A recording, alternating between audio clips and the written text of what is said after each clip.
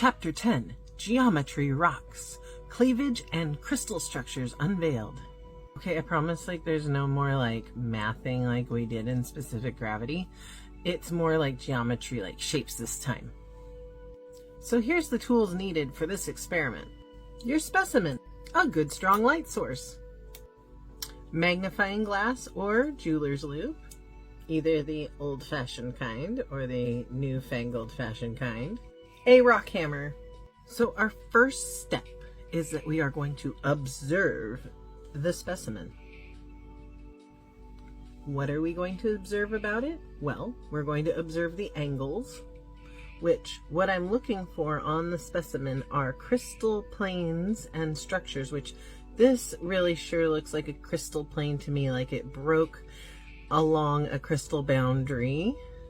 And it looks like this is some crystal boundary, but this, I'm not seeing individual crystals of this. Now that might mean that this is part of a big crystal, or there's lots of little crystals. If we could identify an crystal, we would count the planes. So let's switch out for a crystal that we can count the planes of and observe. By the way, if you can't observe the actual crystals, that's something to note as well on your handy dandy worksheet, or the homemade one that you make for yourself. Here is a good crystal. Look, we have angles. Check it out. Like it. There is some bruising, so we want to note that. Yep. And we're going to document this.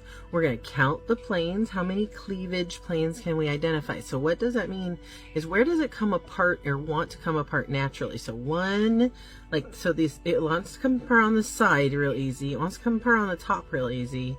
And it wants to come apart on these sides real easy. So it seems like 3 sides it wants to come apart real easy. And then how many crystal faces are there? So you can kind of see that there's crystals in here and that it has an angle. And so you just want to, I don't feel like this is a full crystal. I feel like this is a broken piece. And that's another thing that you want to notice is this the whole crystal, or is this broken down in a piece of a crystal, and is it worn? So these are all things that you're going to document. We're going to use this quartz crystal as an example of a obvious crystal to observe the planes, angles of the planes, and the faces. And so what we would do is we would actually first observe this and see that it appears to be 2 crystals. So that would be something we document.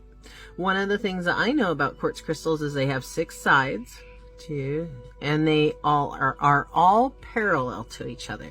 So that's something I would note.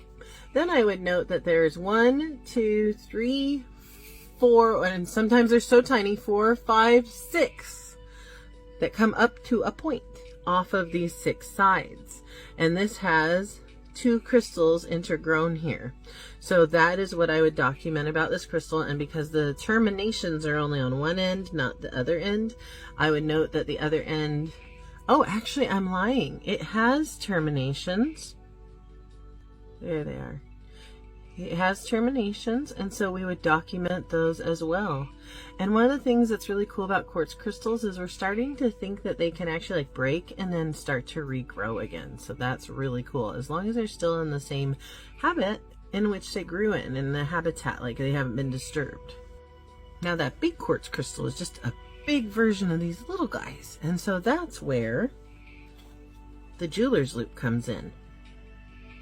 Oh, now I can observe that they're just tiny versions of the same stone, or of the same appearing mineral. They have 6 sides. They come up to a point. There's just a whole bunch of little guys down here. So since we're in observation mode, right? We're not in naming things. We just documented some stuff down. We're also going to note the cleavage. So that's how a stone breaks. And so this stone appears to our first specimen, looks like it breaks very well along this plane and this plane, but not so smooth along this plane, and these aren't so great either. So it looks like it has some really distinct, or it wants to break like this, look at that. But it doesn't want to break on other ways. So when it breaks cleanly and reflects light well, which this is okay, that would be a perfect cleavage, right? This is what I would consider a good or distinct cleavage, which means that it breaks fairly easily and that it reflects light good, but not as good as it could. This isn't a completely like perfect flat face like we would see on an Oregon sunstone's fracture. Sunstone, which is a labradorite, has a perfect cleavage. It's a feldspar and they have a perfect cleavage. This, our mystery specimen, has a distinct cleavage on 2 planes. Can you see the difference?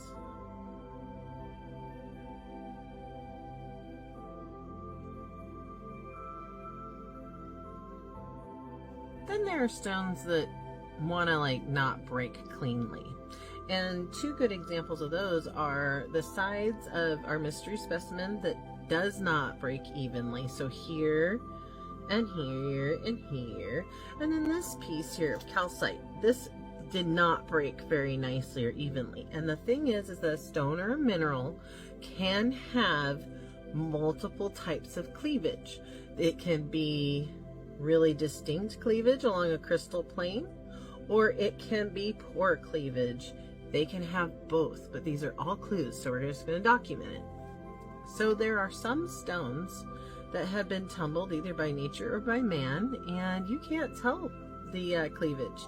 You can't tell the crystal structure. So this is where the rock hammer comes in, and if you want to be destructive, you could tap at this rock until it started to come apart, and then observe it to see if it's coming apart at the crystal boundaries and try to observe the crystal boundaries, or if those are how the cleavage planes are of this stone. You can tell though without destroying it that there is some striation, some linear crystal planes. I don't know if you can tell on this video, but when I observe this, this is a good sign. You can see the lines, and so that kind of gives you, you know, like I would say that this is a good, but not perfect cleavage, just by how it looks like it would break if it came apart. So these are just all things we want to document. So what is cleavage anyways? It's literally how the atoms of the stone want to come apart. And so there's perfect, distinct or good, poor, and then indeterminable. And just like in like this aquamarine that I showed you, you don't always have to break the specimen apart. Sometimes if they're translucent or transparent, you can see how they would come apart. So a lot of observation, unless you're just feeling destructive. One technique that works really well is to take your specimen and turn it slowly in the light and observe if you see any lines in it. I am seeing, which you may not be able to see, in this face, some very distinct lines in the direction in which it looks like this stone wants to break up in here too. So as I turn it around, I can see those very distinct lines on where it wants to fracture. By the way, this is totally going to become the sickest pendant ever. Oh, and don't confuse cleavage planes with what's called parting. Parting is like where the crystal cracked before, or there was an impurity or something like that, and it's breaking because of the impurity, not the crystal structure. It's like a change in color, change in opacity, just a change in that area that's real distinct, is to be extra observed. So now we're looking at crystal shape. We've written down what we observed. We have the specimen in front of us. And so now we're going to start to make some connections to some names of what these crystals might be and what the shape might be called. I've listed the 6 most common crystal shapes in my book, and also your reference book is going to have some excellent pictures that really help you narrow down what you got. And see, it's just in here, you're going to look for where your notes match this type of stuff. Okay? But once again, if this is hard, try, but you don't have to get it perfect. We're looking for clues, okay? The other thing is, why I like this book is you can go here and it shows you the crystal shape, right? And then it shows you some examples. It shows you the crystal shape, okay? And then it shows you some examples. So you can use this to teach yourself crystal shape examples. So you can use this to teach yourself what these shapes look like. Isn't that amazing? I love that. See?